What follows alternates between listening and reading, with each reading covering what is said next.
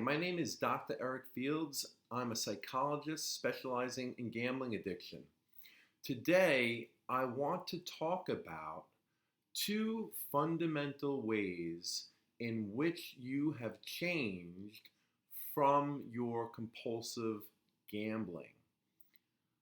In the beginning, when you first started to compulsively gamble, I'm willing to bet, no pun intended, that you were using compulsive gambling to escape or avoid.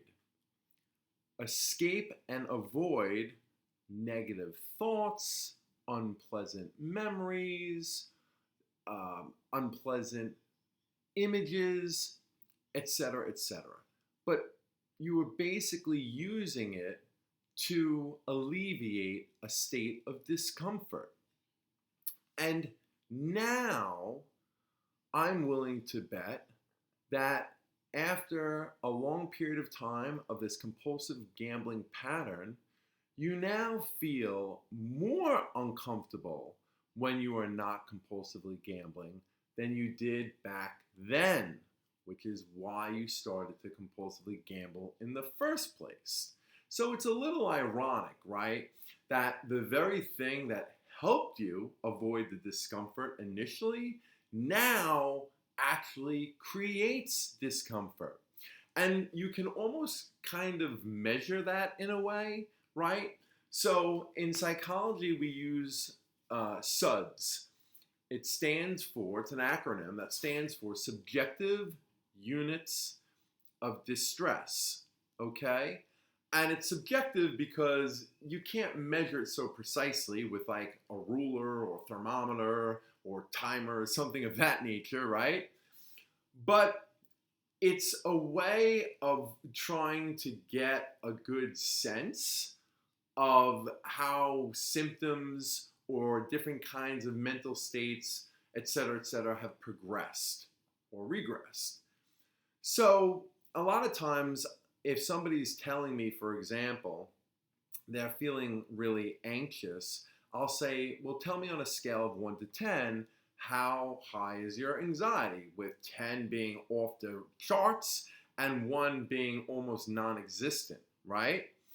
And I'll do this so that over time I can kind of see if the anxiety level eventually goes down, all right? So with that being said, try to think back when this gambling first started to become a real issue for you.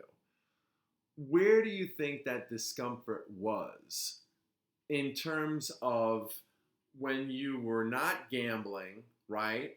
And you're just kind of going on with your day-to-day and you're feeling discomfort for whatever reason, like I said, either due to negative thoughts or unpleasant feelings, memory, etc., or challenging life circumstances, whatever was going on that was bothering you and causing that discomfort, right? Or the discomfort could have come from untreated or unmanageable anxiety or depression, right? Whatever the discomfort was, okay, where would you say you fell on a scale of 1 to 10? Like how uncomfortable or unpleasant were those feelings back then?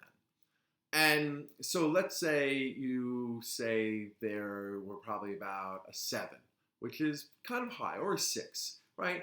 That's moderately high. So bothersome, right? But not off the charts. So I am very confident that right now that number has increased. So back then you might have been at around a 6. Now you're probably higher at like an 8 or a 9 or even a 10.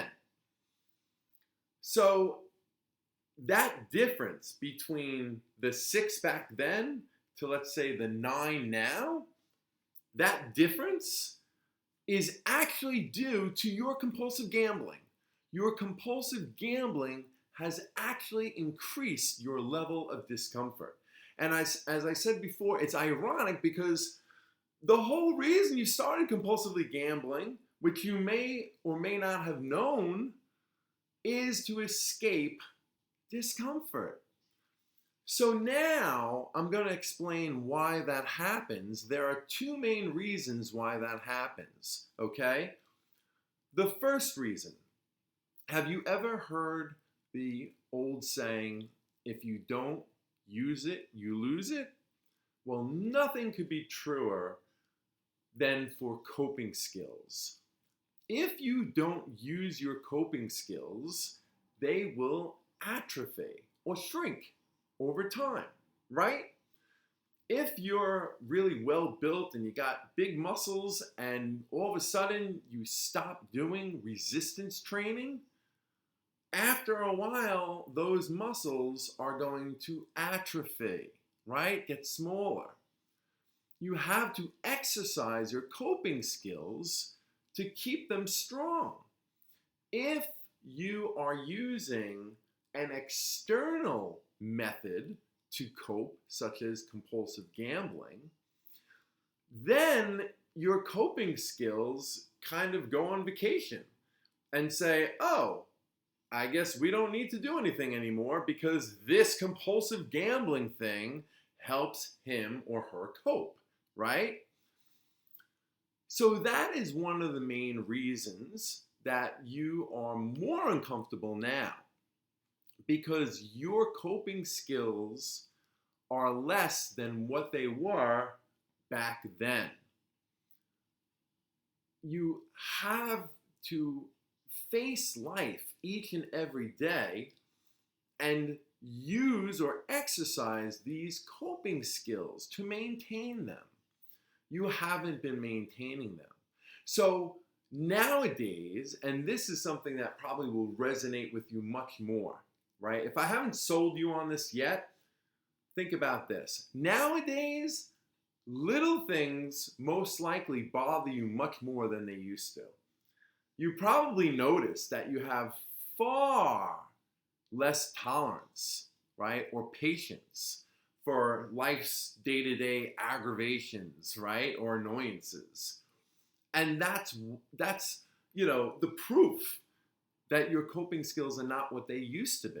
Now, here's the good news. The longer you stay away from gambling, you start exercising again. And those coping skills will come back. Have you ever heard of muscle memory? Well, the same is true of coping skills, right? If you don't exercise your muscles for a while and they atrophy, when you start working out, they will get back to where they were more quickly than the first time that you went about building them. And so that's the good news. It won't take you as long to build back those coping skills as it did initially. They'll get back to what they were in a shorter amount of time. Now, here is the second reason why you are so much more uncomfortable now. And this has to do much more with the brain changes that have happened, okay?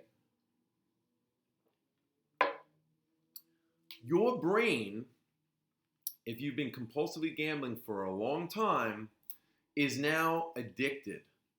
Not just psychologically, but there is actually a physical dependence now to compulsive gambling, to gambling. Your brain needs it. It needs it because that brain is now so used to getting those hits of dopamine so frequently from this kind of activity, which we know really hits the dopamine hard, okay? And your brain needs that now. It wants that, okay? So the brain will actually try now to trick you into compulsively gambling because it has a physical dependence on it. It needs it. So it will actually make you feel more uncomfortable than you really should be, so that you give in and compulsively gamble. The urges are telling you in a very general way, you are too uncomfortable now.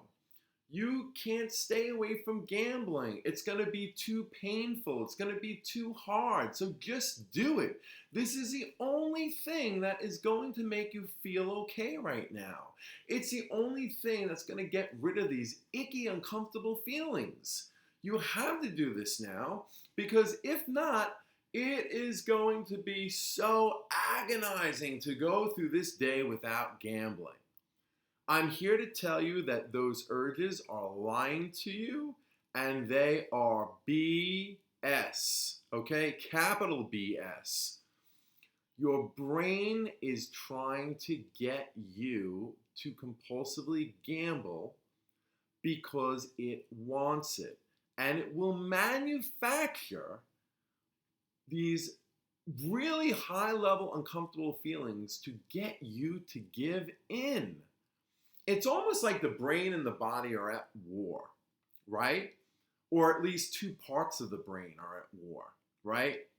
So there's the rational part of your brain that doesn't want to do this anymore. It knows how disastrous the consequences are in so many ways. It knows how unhealthy it is. And on some level, it knows what I'm telling you right now to be true. And your body certainly doesn't want to go and log into your phone and app and place a bet. Your hands are like, no, don't make me do it. So you have that part of the brain and the body saying, we're not doing it. So there's this other part of the brain that's like, how do I get them to go and place the bet? How do I get them to do it? And the way it gets you to do it is by, like I said, trying to make you feel like you're so uncomfortable, and more importantly, that you're not going to be able to last or not going to be able to deal with these feelings if you don't gamble. And so the rational side of the brain eventually says, well, geez, I mean, if we don't have any choice and we're going to keep feeling like this, then I guess we just have to give in, because, yeah, the consequences are really, really bad, but right now, these feelings are really bad. And so it gives the signals to the body. All right, go ahead, log into the app and let's place a bet. There are a variety of ways, both cognitively, to challenge these urge thoughts based off of what I'm teaching you right now. And there are some behavioral strategies as well. The behavioral strategies have to do with urge surfing or the delay game. And the cognitive strategies have to do with really kind of presenting the evidence to the contrary of these urge thoughts.